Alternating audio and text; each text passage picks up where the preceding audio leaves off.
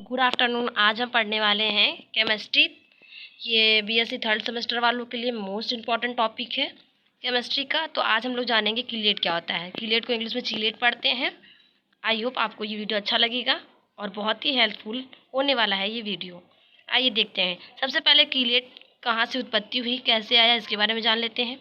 बोला क्या है, कीलेट कीलेट शब्द ग्रीक भाषा में चिलोस शब्द से लिया गया है। ठीक है, चिलोस शब्द से लिया गया है, जिसका अर्थ होता है केकड़े का पंजा। इसकी खोज सबसे पहले मॉर्गन नामक किसी वैज्ञानिक ने रखा था। कीलेट का उपयोग चक्रीय संरचनाओं के लिए किया जाता है, जो धातु आयन एवं अणुओं के साथ दो या दो से अधिक स्थानों में जुड़ने से बनती है। एग्जाम्पल ले लेते हैं इसका। जैसे एग्जाम्पल ये दिया गया है, आप देख सकते हैं। तो CH2 माइनस NH2, ये कॉपर, इसका फॉर्मूला पहले यहाँ पे आप लोग लिख लेंगे, उसके अकॉर्डिंग फिर यहाँ पे बनाएंगे। देन उसके बाद होता क्या है, इसको बनाने के बाद इस चक्रीय संख्याओं को कीलेट कहते हैं।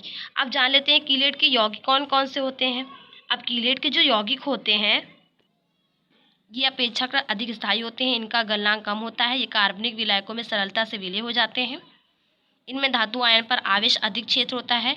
डोनर ग्रुप रिंग में, ठीक है, डोनर ग्रुप रिंग में उपस्थित धातु आयन से दृढ़ता से क्या होते हैं, विद्यमान होते रहते हैं। फिर अब जान लेते हैं कीलेटों के उपयोग क्या होते हैं। खाद्य पदार्थों के परीक्षण, ठीक है, परीक्षणों में औषधियों तथा रंगाई कार्य में किया जाता है। शरीर में रेडियो सक्रिय धातुओं से हटाने के लिए उनका EDTA के साथ कीलेट बना लेते हैं तथा जल के मृदुकरण में उपयोग किए जाते हैं और चिकित्सा में भी उपयोग किए जाते हैं।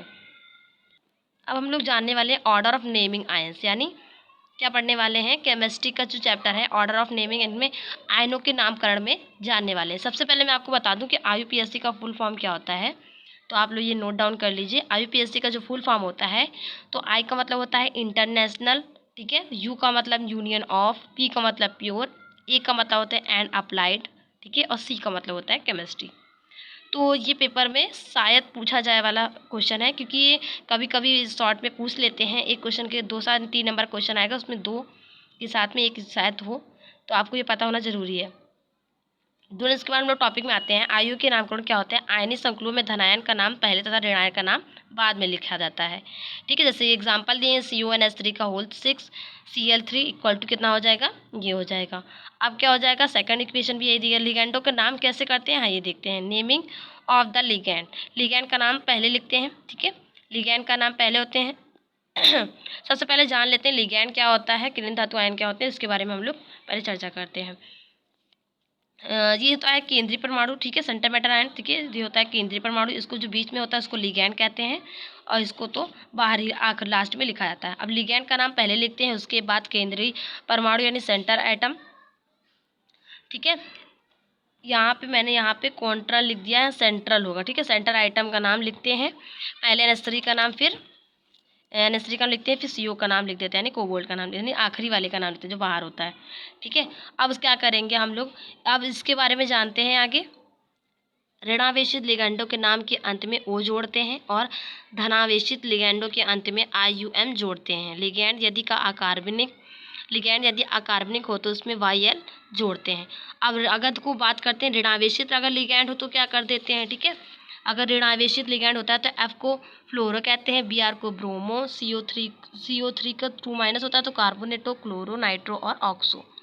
इसी से अगर धनात्मक होता है तो क्या करते हैं, धनात्मक होता है तो ऐसे करते हैं, नाइट्रोसोनियम यानी IUM लगा देते हैं आखिरी में, नाइट्रोनियम, ठीक है। उदासीन होता है तो सिल लगा देते हैं, मतलब L लग जाता है उसमें, तो क्या नाइट्रोसिल, कार्बोनिल। इस नियम के 2 अपवाद होते हैं, कौन कौन से, एक H2 होता है और एक एमीन होता है, यानी एक एक्वा होता है और एक एमीन होता है। एक्वा को वाटर भी यहाँ पे बोल सकते हैं, बट मैंने यहाँ पे एक निक नेम को दे दिया, यानी एक्वा एमीन दे दिया गया। आइए अब आगे पढ़ते हैं। अब जान लेते हैं एम्बीडेटेड लिगेंड क्या होता है। ये पेपर में बहुत ज़्यादा पूछा जाने वाला क्वेश्चन है। तो बोला गया जो लिगेंड अपने दोनों सिरों में केंद्रीय परमाणु को दाता इलेक्ट्रॉन द्वारा कोऑर्डिनेट करते हैं, उन्हें हम लोग एम्बीडेटेड लिगेंड कहते हैं, ठीक है, एम्बीडेटेड लिगेंड कहते हैं।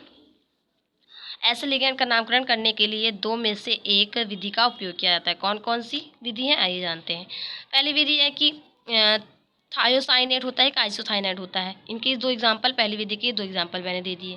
देन उसके बाद दूसरी जो विधि दी गई है तो बोला गया है दूसरी विधि में ऐसे लिगैंडों के नाम दूसरी विधि में ऐसे लिगैंडों के नाम कि आगे उस तत्व का संकेत रख दिया जाता है जिसके माध्यम में वही केंद्र व केंद्रीय परमाणु से जुड़ा हो, जैसे कि एग्जाम्पल दिया गया है। देन उसके बाद केंद्रीय अणु आयन की ऑक्सीकरण अवस्था क्या होती है यहाँ पे लिखा हुआ है, तो आप इसका स्क्रीनशॉट ले सकते हैं। अब चलते हैं आगे, उपसंयोजक यौगिक में समव्यवस्था। ठीक है, तो उपसंयोजक में पेपर में बहुत ज़्यादा पूछा जाने वाला होता है, और मैंने यहाँ पे स्ट्रक्चर भी आपको दिया है। यहाँ पे तो isomerism of the coordination compound होते हैं, जो इनके दो डिविजन्स होते हैं, यानी दो पार्ट में डिवाइड होते हैं, और दो पार्ट में डिवाइड के बाद इनके भी नाम होते हैं तरह तरह के। अब जैसे स्ट्रक्चरल आइसोमेरिज्म के ये पार्ट होते हैं, यानी आयनोजेशन आइसोमेरिज्म, हाइड्रेट आयनोजेशन एंड पॉलीमराइजेशन, ठीक है, coordination and ligand isomerism and linkage isomerism होते हैं।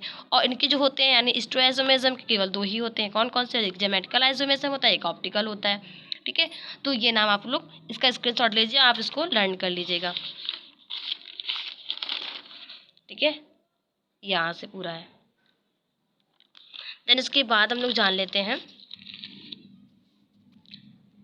संरचनात्मक समव्यवस्था यानी स्ट्रक्चर आइसोमेरिज्म क्या होता है, इसके बारे में जान लेते हैं। ऐसे यौगिक जिनका मूलोत्पाती सूत्र एक ही होता है, किंतु जो विलय में आयतन के पश्चात निम्न प्रकार से यानी भिन्न प्रकार से आयतन देते हैं, ये होते हैं। इसका एग्जाम्पल मैंने लिखना भूल गई हूँ यहाँ पे, तो आप लोग लिख लीजिएगा बाद में बुक से देख के। इसी तरह से ये एग्जाम्पल दिए गए हैं, जैसे ये एग्जाम्पल दिया है तो ये गहरा बैगनी आ जाएगा, जो ये विलयन में SO4 2- आयन देता है। इसी से इसका भी है और इसका भी है। अब जान लेते हैं हाइड्रेट समव्यवस्था क्या होता है। यह समव्यवस्था किसी कॉम्प्लेक्स में उपसंयोजी क्षेत्र के भीतर और बाहर जल अणुओं की भिन्न संख्या के कारण उत्पन्न होती है। एक एग्जाम्पल दिया गया है, ठीक है, तो आप लोग इसको नोट कर सकते हैं। अब बोला गया है कि लिंकेज समव्यवस्था क्या होता है। जल एक ही लिगैंड सेंटर आइटम से दो भिन्न भिन्न प्रकार से जुड़ा हुआ हो तब यह समव्यवस्था उत्पन्न होती है, उसे हम लोग क्या कहते हैं, लिंकेज आइसोमेरिज्म कह सकते हैं। ठीक है, तो इसका मैंने एग्जांपल लिखा है, जो ये वाला एग्जांपल है काफ़ी ज़्यादा इजी है और आपको बहुत अच्छे समझ में आ जाएगा। आप इसको याद कर लीजिएगा तो ये फिगर ऐसे ही बन जाएगा। ठीक है, उसके बाद बात करते हैं पॉलीमराइजेशन आइसोमेरिज्म क्या होता है। ऐसे संकुल यौगिक जिनका मूलोत्पाती सूत्र अनुपात को समान होता है लेकिन उनका अणु सूत्र अनुपात भिन्न भिन्न होता है। ठीक है, तो ये होता है। इससे एग्जाम्पल ये दिए गए हैं, आप इसको स्क्रीनशॉट ले सकते हैं। उपसंयोजी समव्यवस्था क्या होता है, कोऑर्डिनेशन आइसोमेरिज्म क्या होता है, इसके बारे में हम लोग पढ़ने वाले हैं। बोला गया कि ऐसे कॉम्प्लेक्स जिनमें धन आयन एवं ऋण आयन दोनों हों लेकिन धातु आयन भिन्न भिन्न हों, ऐसे ऋण आयन जो होते हैं उपसंयोजी समव्यवस्था कहलाते हैं। ठीक है, इसी तरह से लिगैंड भी है आगे, तो लिगैंड की परिभाषा मैं ऐसे ही बोली दे रही हूँ। चलिए अच्छा देख लेते हैं लिगैंड समव्यवस्था। यहाँ पे लिखेंगे कॉम्प्लेक्सेस के लिगैंड स्वयं जब समव्यवस्था प्रदर्शित कर जाए तो भिन्न भिन्न प्रकार के समव्ययी संकुल बनाते हैं। इसके एग्जाम्पल दिए गए हैं। आपको अगर ये इजी लगता है तो आप ये ड्रॉ कर लीजिए, ये ड्रॉ कर लीजिए। उसके बाद हम लोग नेक्स्ट वीडियो में इस चैप्टर को पढ़ाएंगे, बहुत ईजी है। ठीक है, तब तक की बाय।